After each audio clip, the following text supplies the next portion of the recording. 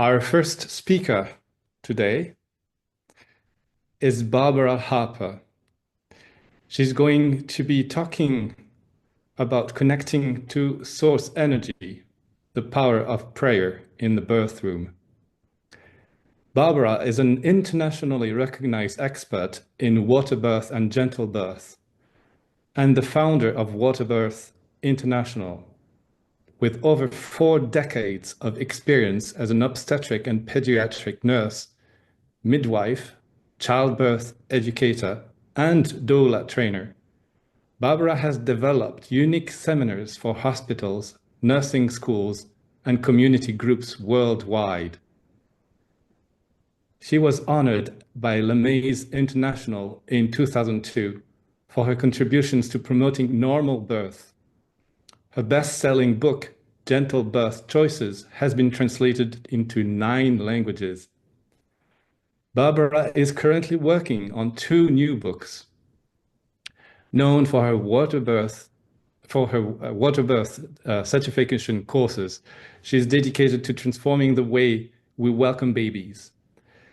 She lives in Boca Raton, Florida, where she mentors midwives and doulas and teaches Blissborn Birth Hypnosis. Barbara, welcome.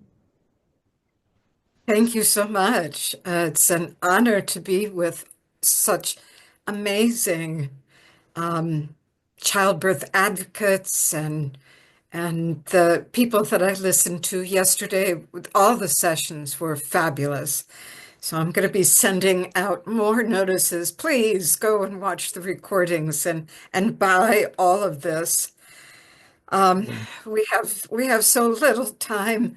And it's just enough to give people a taste of what each of us focuses on and is ready to share with the world. So I'm going to pull up a PowerPoint in just a few seconds. But what I wanted to get across to everyone today was that prayer is a form of hypnosis.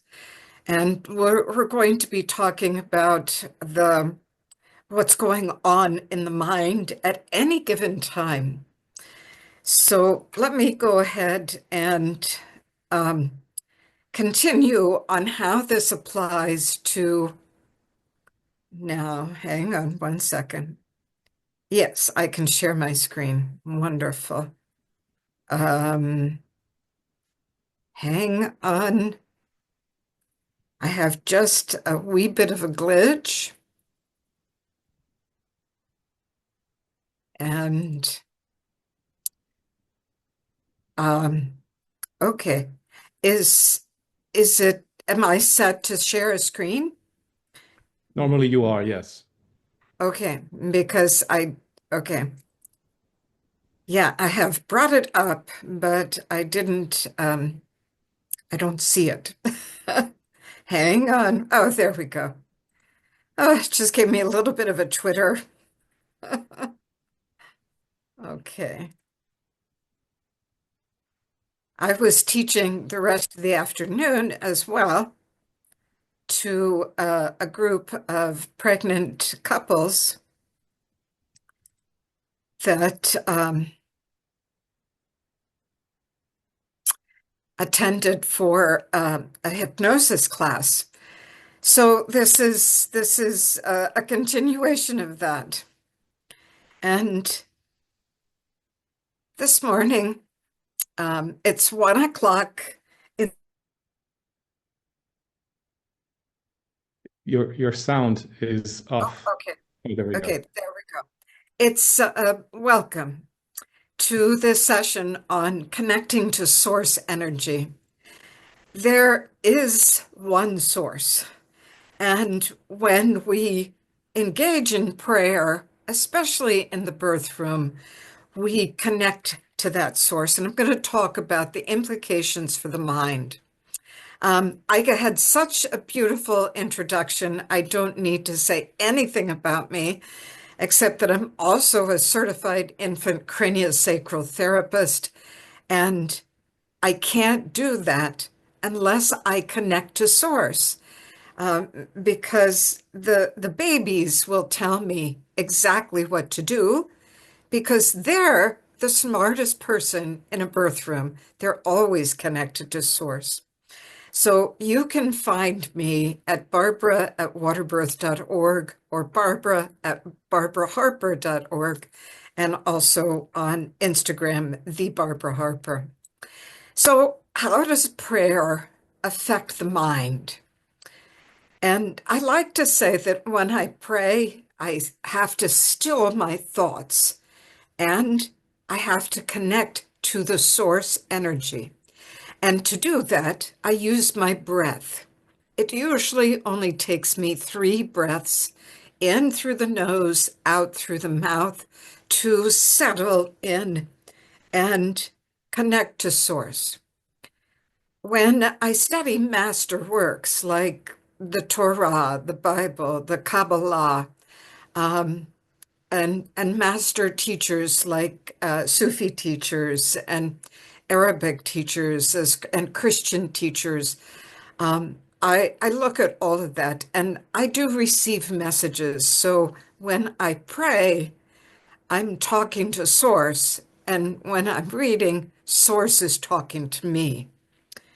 And that's how I like to start every morning. That's why I got a cup of tea and an open book. Because prayer is universal. It transcends language, culture, and beliefs. It unites us in our deepest despairing moments and in also our highest hopes and aspirations. And prayer often comes to people when they feel desperate. But if we engage in it on a daily practice and connect to Source, we are so much more in our creative, connected, conscious, communicative, and curious self. So prayer connects us to our own soul. It can ignite us to act, to stand for a cause, like protecting mothers and babies. And prayer is also an awakening. And prayer is a moment on our lips and a lifetime inside our souls. So our mind will do what you tell it. So I want you to tell your mind wonderful things. Tell your mind amazing things. Tell your mind godly things. This is the first message I give to every pregnant couple in their childbirth class, which is also a hypnosis class. And then prayer helps to lay a new blueprint in the brain. Instead of rehearsing reactions to negative thoughts, and we start practicing new ideas, and we can replace old ideas about pregnancy and birth. We get inundated with the messages from society that birth should be painful, that birth should be what it actually is not. It's not painful. It's a transformative process. And every time we have a thought, it leads to a physiological reaction. And what is practiced becomes programming in our brains. So if we're rehearsing everything our mother told us, we can turn to prayer to take that and reverse it and make it into positives instead of negatives. And it's very important to understand that imagination is the language of the subconscious.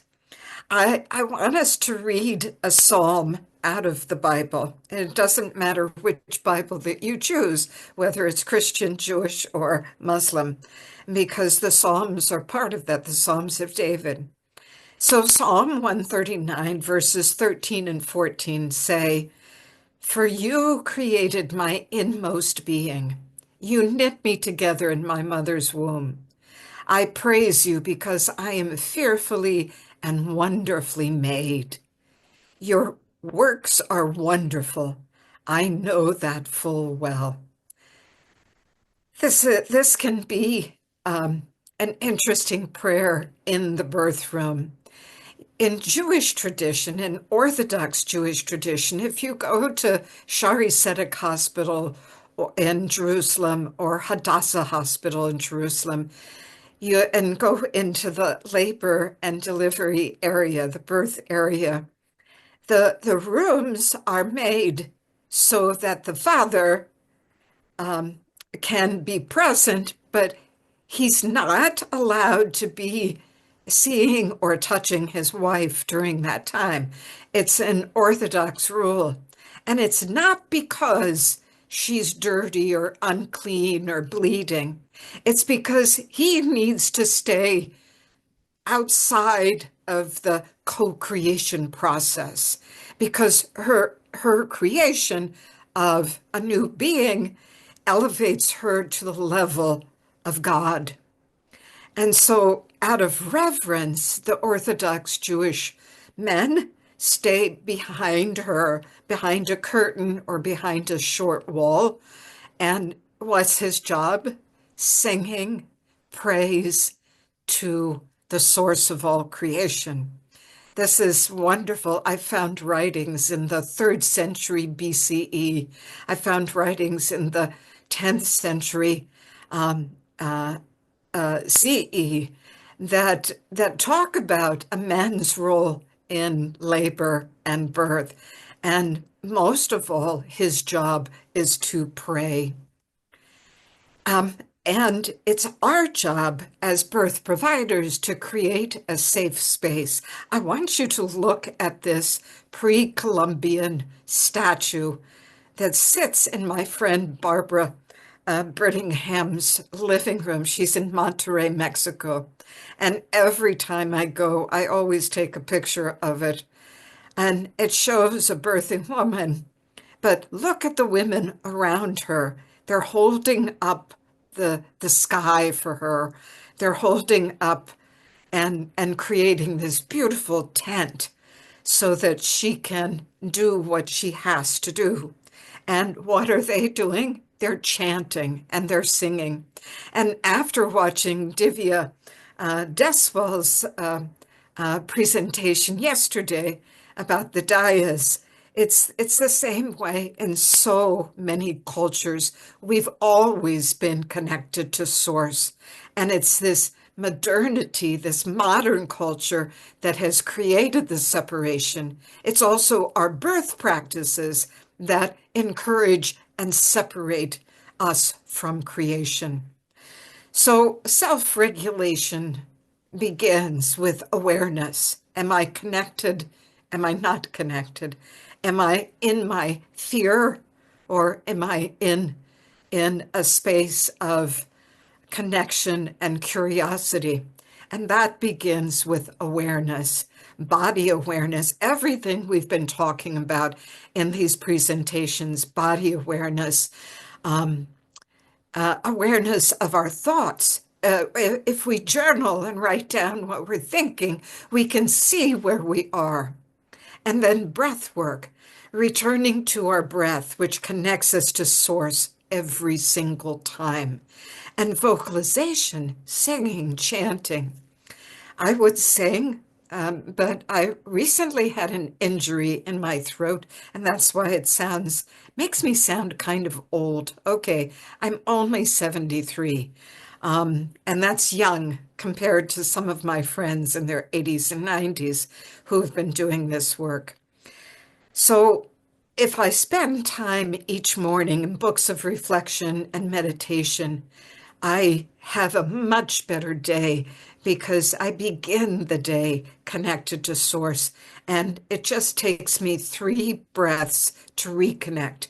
When I walk into a birth room, before I walk in, I stop and I pray. And it's kind of a body sensation. I pray that my mouth will only speak the words that divine presence wants me to speak. I pray that my hands will only do what divine presence wants me to carry out. I pray that my eyes will be carefully looking and seeing and responding to the things that I need to respond to. I pray that my feet will take me to stand and be exactly where I'm supposed to be. Because I teach all of the doulas and the midwives and doctors that I've had classes with. I train them to observe and be close enough to observe, but not close enough to disturb her connection with her inner guidance, with her soul. In Hebrew, the word is nephesh. When we're connected to that nephesh, that inner source of creation, we know exactly what to do. And that's how I help mothers. So that self-reflection time without distraction, especially when we're pregnant, is so vital for coming into that space. So yes, I don't normally hold babies, but we had just finished the ceremony of cutting the cord 5 hours after the birth. This is a birth center that we have right here in Palm Beach County. So my definition of creating space and holding space is being emotionally present without judgment or expectation. And the only way to do that is to remove from your mind those limitations that think about the what if. And there's a fine line between a midwife that only pays attention to what goes into the chart. And I tell midwives that this is something that we cannot chart, that we feel it, we embody it. And we understand that each one of us has to work within the body-mind system that we have developed up to this point. So how do we stimulate the mind? Well, we use visualization, and visualization is the language of the subconscious. And so we play with that. We plant positive statements to transform the mind. We come into a different type of consciousness when we sing, when we chant, when we pray, and of course, when we use hypnosis. And prayer provokes a response from our right brain. And if we repeat this like a daily prayer, my morning begins with, I open my eyes and I say, thank you. Thank you for waking me up and returning my soul to me. Before my feet hit the floor, before I go to the bathroom, I praise Source for giving me this life and allowing me to make it a treasure. And everything I do is dedicated to that. So prayer becomes a tool for change. When I'm working with couples, we use it in that way. It's because our subconscious programming is already formed by the age of 7.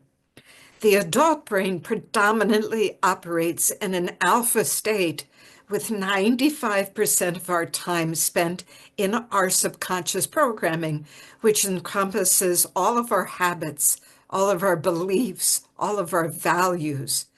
Our regulation is influenced by our childhood experiences. So if we have difficulty regulating our emotions, that's when to stop and start investigating and start praying for a connection. By the way, this is my second grandson. He's now 7, but his father worked on this. I did lots of therapy sessions with all of my children, and my children were born in water, and they stayed on my chest in my sanctuary. That's what I call the chest, for a period of at least 1 year. Yes, they did all those other things, but we slept together. They breastfed for 2 or 3 or 5 years, all three of my children. So between the ages of 2 and 7, the brain stays in a theta delta state, which is automatic hypnosis. And that is where our core beliefs are formed. Who am I? What are my beliefs? What are my habits? Children can only regulate their systems according to their caregivers because there's only two states of mind and body. One is survival, which is stress and cortisol and contraction and catabolism. It's dis-ease, it's imbalance, it's breaking down. And when children are faced with that, they create coping mechanisms.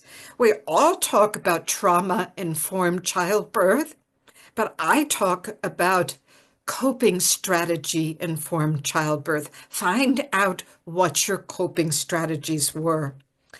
And this is a picture of me at 6 years old in a state of thrival and creation. My parents encouraged me to be creative and write and sing and dance, and that equates to love and growth and repair. Because those two sections of the parasympathetic nervous system, one is for the ventral vagal, is about connection, and that's our and then the sympathetic is breaking down and disconnecting. And in birth, when we are in our parasympathetic nervous system, birth is done through us. When we are in our sympathetic response, birth is being done to us. And how do we help? We connect to source to shut out the distractions. We create this calm space of privacy and safety. And don't ask questions. Language stimulates the neocortex. Put your phones away. Turn off the clocks. I take the batteries out of the clocks. They stay permanently at 8:20. And positive prayers only. And remember, I am not what happened to me. Connecting to source allows me to consciously create how I want to live and intentionally change that which is not useful to me anymore. Love and fear cannot coexist. So the good news is that once we know what false evidence we produced as children, that belief system that really isn't true, we can own our personal truth. We can guide our prayer requests, and we can change someone's whole life by understanding that we're worthy and lovable and good and smart and beautiful. I get to see the transformations of the people that I work with, the couples, and I've seen such amazing, gorgeous, pain-free, and fabulous birth experiences, transformational. And it can change someone's parenting so they don't pass those coping strategies on. The moment you change your perspective, and that can easily be done through prayer, is the moment you begin to change your vagal response and release new chemicals in your body. And as a pregnant woman, that changes the way the baby is programmed.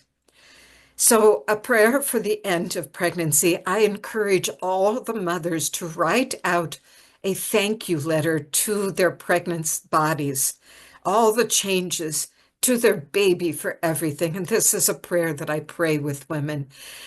As the days of this pregnancy come to an end, we want to thank the source of all creation for allowing this mother to carry this precious life inside, for the gift of watching and feeling this baby grow.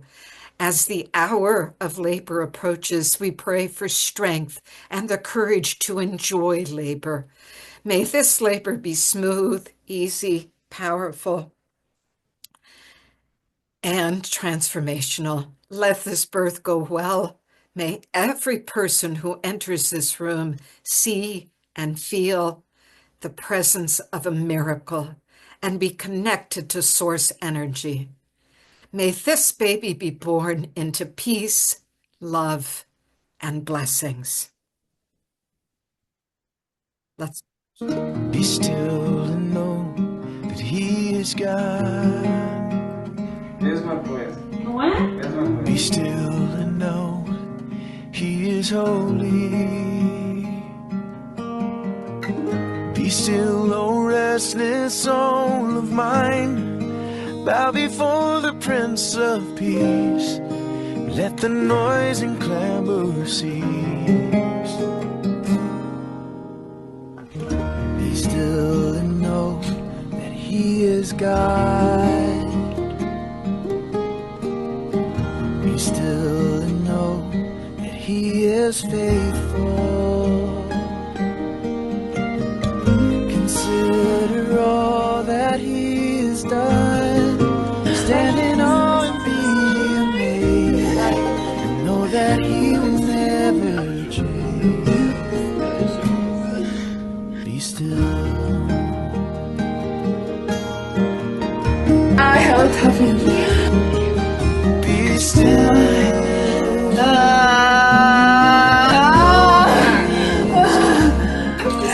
Be still. And know that He is God. Be still. Be still. And know that He is God. Be still. Be still. Thank you so much. Let me turn it back over. Thank you so much, Barbara. This is so wonderful. I think everyone here is touched deeply by your talk. We have maybe just 1 minute for a little. We have a few questions, but again, everything will be answered in the Facebook group. Maybe just one. First, was that in Brazil, that video where we had Yes. that question? Yes, it was. Wonderful. That's the group Feliz is from Brazil. There was one question that I'll ask, just the first one that was there. How do you address parents that are hearing about the power of prayer for the first time in your session? They are not connected with the source. How do you explain it to them? Just quickly, we only have a minute. I ask them if they feel goosebumps to music. I ask them if they can appreciate a beautiful sunrise. I ask them if they feel relaxed in the ocean. And if they answer yes, I said, you are connected to source when you do that. Every single one. And it's hard not to be connected to source. Thank you. Thank you so much, Barbara, again. And we're looking forward to having more talks and interactions with you. Thank you. Thank you. My pleasure.